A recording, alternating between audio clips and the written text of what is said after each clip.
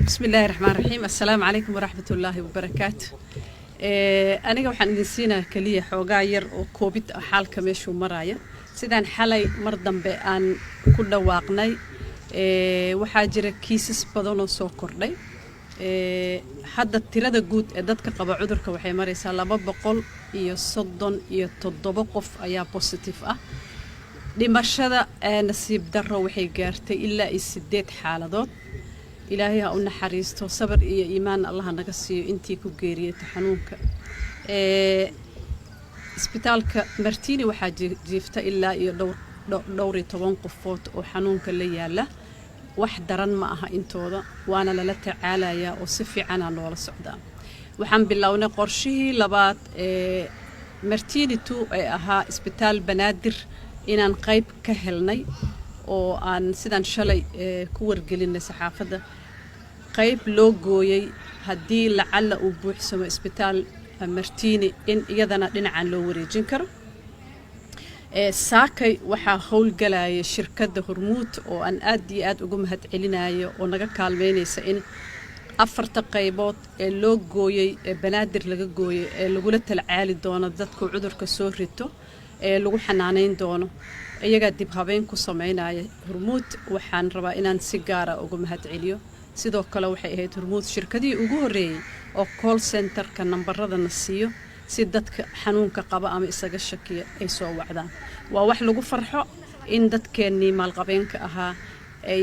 safka hore soo istaagaan ay dawladda ku kaalmeeyaan wax allaala waxay ku kaalmeyn karaan waa mahad celinayna waxaa jiri doona isbitaallo kale iyagana la raadin doono hadii alla idmo si loogu diyaar garoobo lacalla hadii loo baahdo tirada waxaan u jeednaa inay sii kacayso marka waa waajibna saaran ee dawladda saaran inay hesho meelo badan oo kala duwan oo magaalada gudaheeda ah in lagu xanaaneyn karo oo dhinacyo badan magaalada laga asteeyay isbitaal banaadir Martini hawshiisa waa la dhameeyay alxamdulillaah waxaa ka shaqeeya dhaqaatiir iyo firfircoon oo diyaar u ah 24 saac waxaan ku talinaynaa marka maadaama nambarka uu sii kordhayo xanuunka magaalada uu ku jiro in horta qofka bani aadamka uusan qarsanin uu soo waco nambarada uu soo raadsado talo si looga kaalmeeyo wax allaala wixii loo sameyn karo tan labaad waxaan leeyahay dadka waxaan ku boorinaynaa ummadda Soomaaliyeed in mar walba ay taxadirto cudurkan waa cudur laga hortagi karo waa dawladda waxay ku dadaashay in diyaaradihii ay istaajiso shaqadii la iska fasaxo wadanka la xiro aan la soo galin aan laga bixin hadii aysan ahayn xaalado bani aadanimo waxa loo yeelay in cudurkan aad loo xakameeyo oo la dhimo inuu ku faafo gudaha bulshada qof kasto inaga naga mid ah waxa saaran waajib in uu ka hortago qofka gurigiisa inuu isku xakameeyo in uu ku dadaalo nadaafadda siiba gacmo dhaqashada ayadoo saabuun iyo sanitizer lagu dhaqanayo ugu yaraan 20 ilbiriqsi iyo ka badan in ma aragtay meelaha goobaha la isugu taga aan la tagin sidaad la socotaan banda waa lagu soo ragay magaalada wax kale looma yeelin xayiraadaas waxa waa in hoos loo dhimo chanska in dadka ay isdhex galaan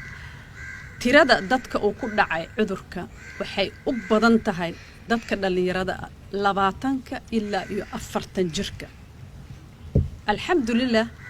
waa dad intooda badan xoog leh immunity-gooda u fiican yahay laakiin ogaada qofka jirkiisa mar haduu jeermiska galo waa gudbinayaa xataa haduusan xanuunki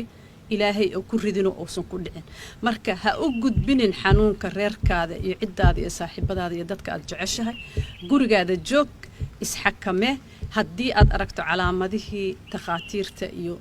dadka cilmiga u leh ay sheegeen oo la leeyahay intaan waa calaamadaha soo raadso kaalmo caafimaad waxaan kaloo rabaa inaan ka codsado dhakhaatiirta iyo isbitaalada magaalada joogto Dr. Fujana waa iiga dambeyn doona si fiican waa u sii sharxi doona dadka ha ka celinina isbitaalada markay yimaadaan qofka waa waajib inuu soo raadsada xarun caafimaad haduu dareemo caabuqa